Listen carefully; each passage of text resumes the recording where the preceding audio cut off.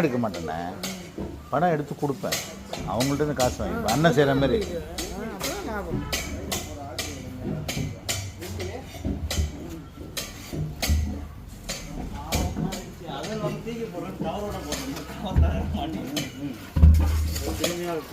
போய் எடுத்து வாங்கிட்டு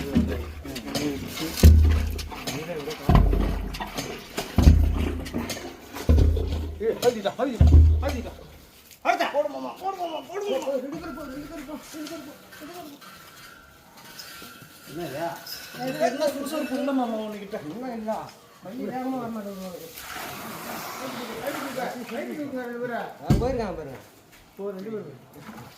தம்பி எப்படி போச்சு மீன்